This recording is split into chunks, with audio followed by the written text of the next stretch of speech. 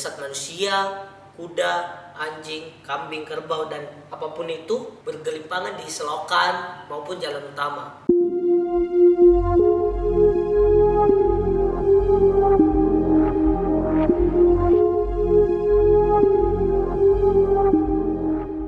Hello guys, welcome back to Stripes After Dark.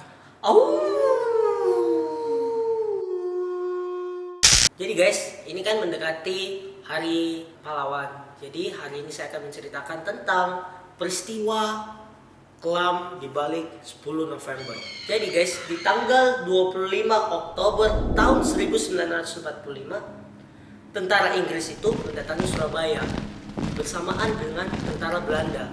Hal ini bertujuan untuk melucuti senjata tentara Jepang dan membebaskan tawanan perang. Nah, sebenarnya misi pasukan sekutu ini hanya merupakan kedok untuk membantu Belanda kembali menjajah Indonesia.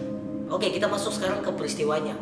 Jadi guys, peristiwa 10 November itu bermula di Hotel Yamato, atau sekarang hotel yang kita sebut Hotel Majapahit. Jadi guys, pada tanggal 18 September 1945, saat itu tentara Belanda yang bernama Blokman mengibarkan bendera Belanda yang ada di Hotel Yamato.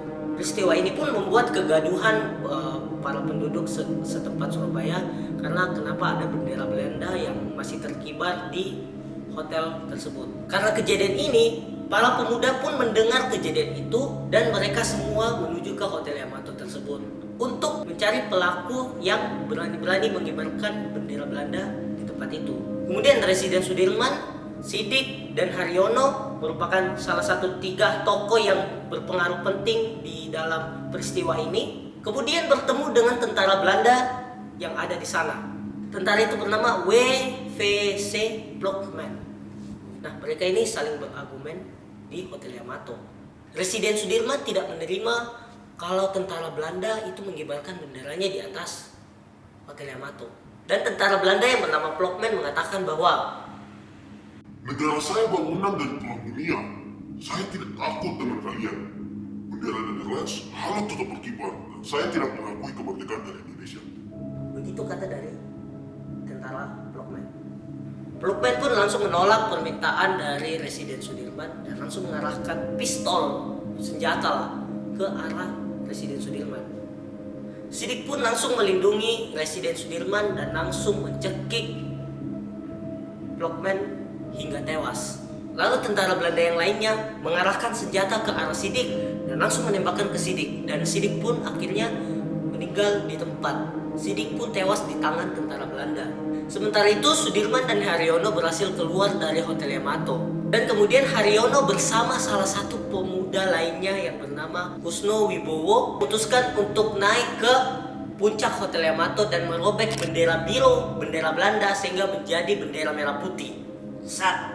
Sejak peristiwa itu suasana Surabaya menjadi semakin panas karena adanya picuan insiden tersebut. Kemudian tentara sekutu yang lain tiba di kota Surabaya. Ia adalah pasukan Inggris dari pasukan Brigjen Infanteri India 49 yang dikomandoi oleh Brigjen Malabi. Nah, pasukan ini berisikan oleh Indian Army. Mereka tiba di Surabaya pada tanggal 25 Oktober 1945.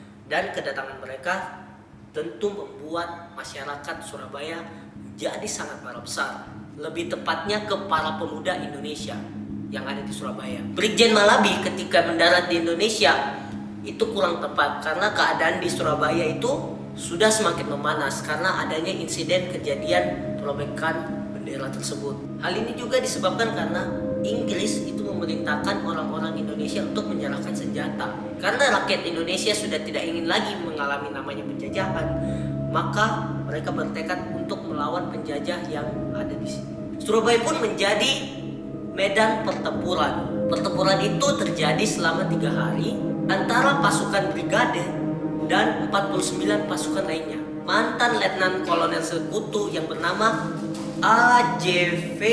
Dalton menggambarkan bahwa 3 hari itu terasa seperti neraka karena di situasi itu yang sangat memanas, orang saling tembak-tembakan, itu membuat suasananya itu semakin mencekam. Banyak pos-pos militer yang sudah hancur dan para pejuang Indonesia yang ada di Surabaya itu sudah semakin marah dan terus menggempur pasukan Inggris hingga pasukan Inggris sempat mengalami kewalahan. Nah, peristiwa ini berlangsung pada tanggal 28 hingga 29 Oktober tahun 1945. Kondisi kritis yang dialami oleh Brigade 49 di Surabaya membuat pemimpin Inggris di Jakarta untuk bisa berdiskusi. Mayor Jenderal Houghton mengajak pemimpin Indonesia untuk berunding. Nah, mereka ini berencana untuk membawa Presiden Soekarno dari Jakarta ke Surabaya dengan tujuan ketika Soekarno dibawa ke Surabaya, kewibawaan seorang Soekarno mampu membuat masyarakat atau pemuda-pemuda di sana menjadi lebih sedikit tenang. Akhirnya Presiden Soekarno pun beranjak dari Jakarta menuju ke Surabaya. Kedatangan Presiden Soekarno dan pejabat lainnya di Surabaya ditandai dengan terbentuknya biro khusus yang tujuannya itu sebagai penengah antara militer Inggris dan pemuda Surabaya.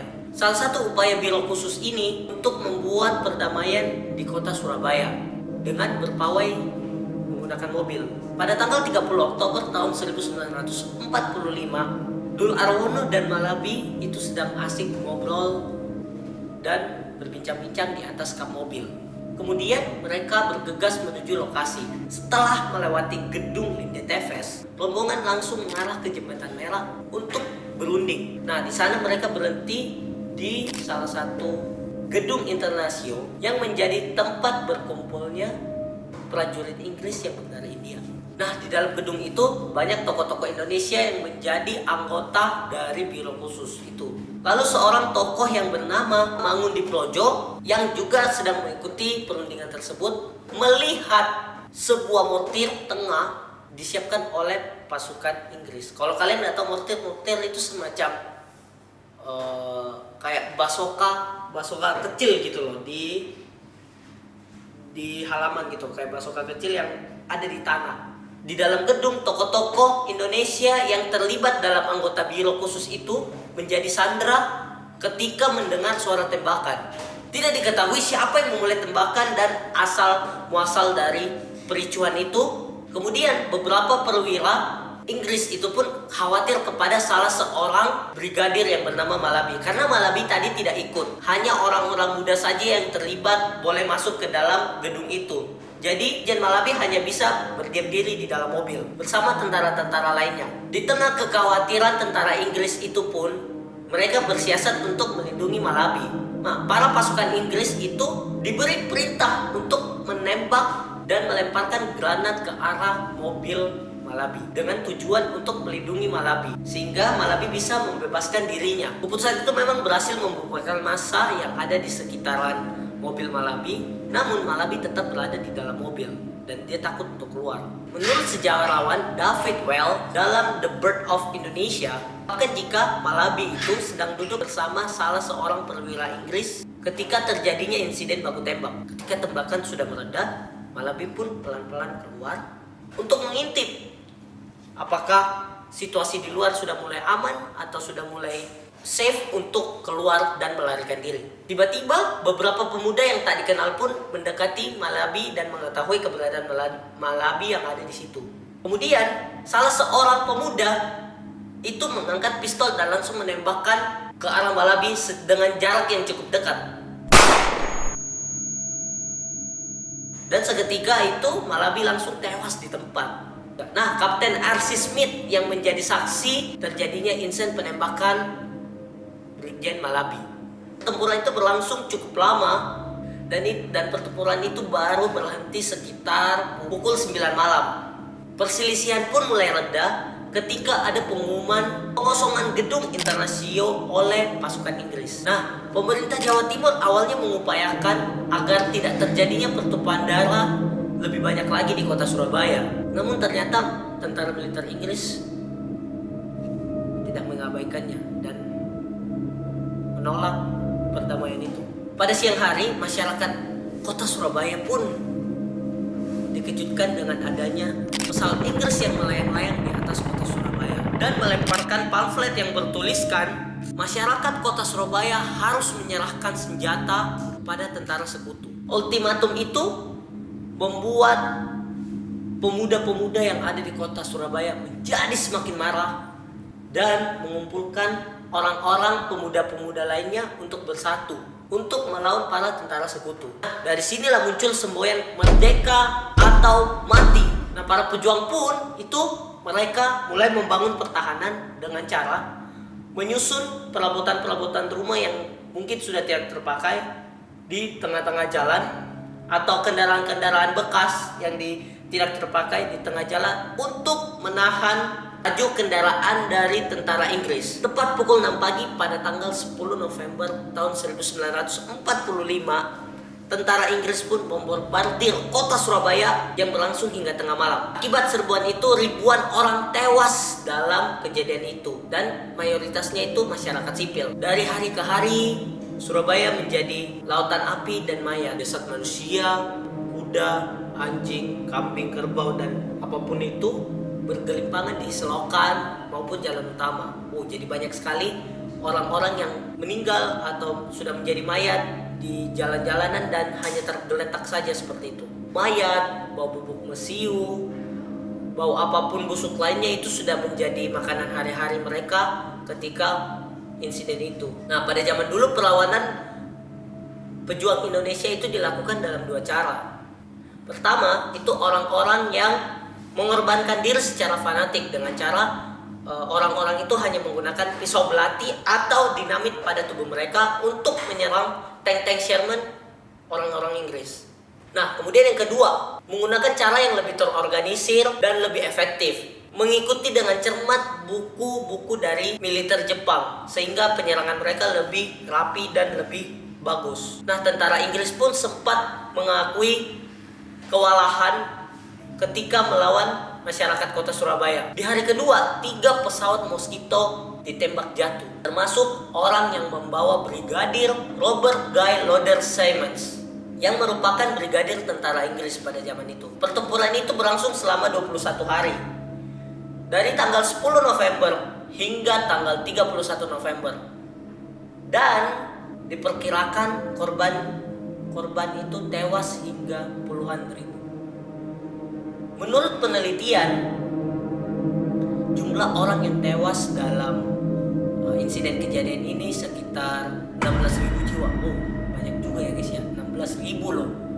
Itu bayangkan di situasi itu 16.000 orang isinya mayat semua. Gimana itu? Gak bisa kebayangin seramnya dan kejamnya itu. Nah, di pihak Inggris pun juga mengakui bahwa mereka sudah kehilangan kurang lebih 3.000 hingga 5.000 pasukannya. Hingga saat ini peristiwa 10 November pun masih selalu dikenang oleh masyarakat kota Surabaya. Kalau kalian senang konten-konten seperti ini, jangan lupa like, comment, share, dan subscribe ya guys ya. See you di next episode Stripes After Dark berikutnya. Oke?